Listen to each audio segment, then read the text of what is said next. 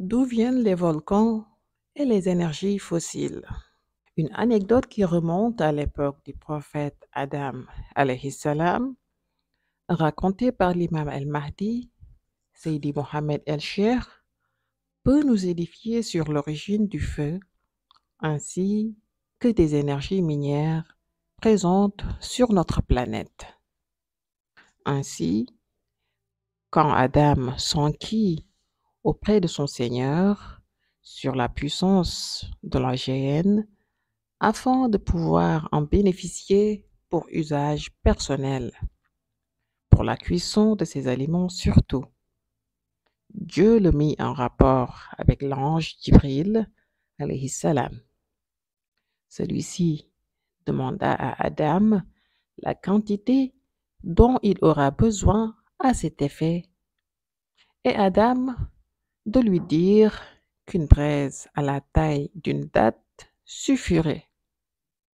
Mais Jibril lui rétorqua qu'une braise de ce calibre aspirerait toute eau qui se trouve sur terre.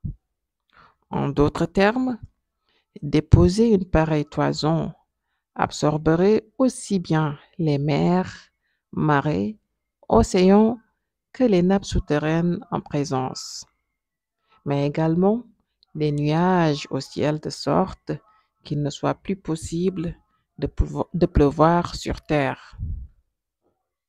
À la suite de cette réponse, Adam dit à l'ange Jibril de lui amener donc une braise à la dimension d'une moitié d'une date.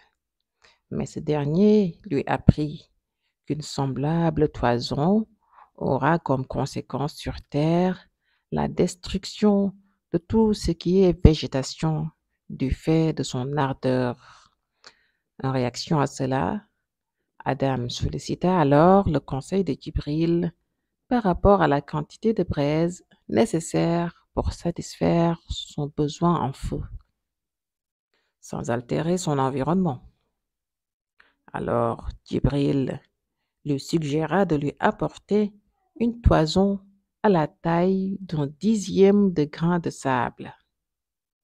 Mais quand Jibril amena cette braise, celle-ci, malgré sa petitesse, explosa quand elle fut déposée au sol, avant de transpercer les profondeurs de la terre, brûlant ou faisant fondre tout sur son passage, pour regagner la géhenne qui se trouve à la septième terre.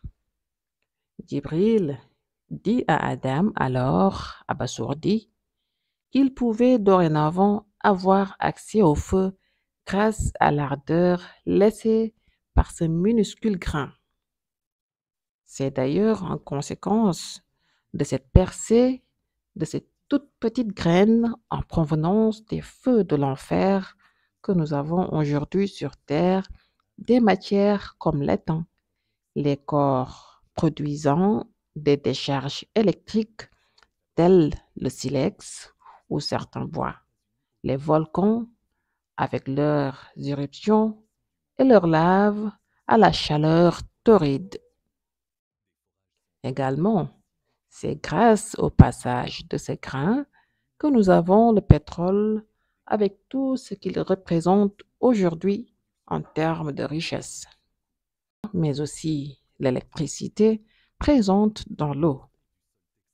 Dieu nous démontre ainsi sa puissance à faire jaillir le bien du mal. Cette présence d'une particule de la géhenne qui de nature est destinée au châtiment divin est aujourd'hui la source de beaucoup de richesses, ce qui renvoie encore une fois au caractère à la fois clément et répressif du Créateur. D'où la nécessité de se conformer aux préceptes divins pour se préserver de la punition de l'enfer. Un feu fait de goudron et d'étain, mais aussi pour se prémunir de la traversée du pont de Sirat constitué d'un fil aussi ténu que tumultueux.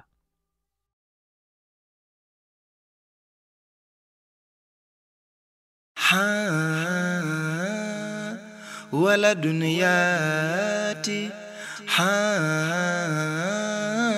ولد ياتي شكرا شكرا شكرا شكرا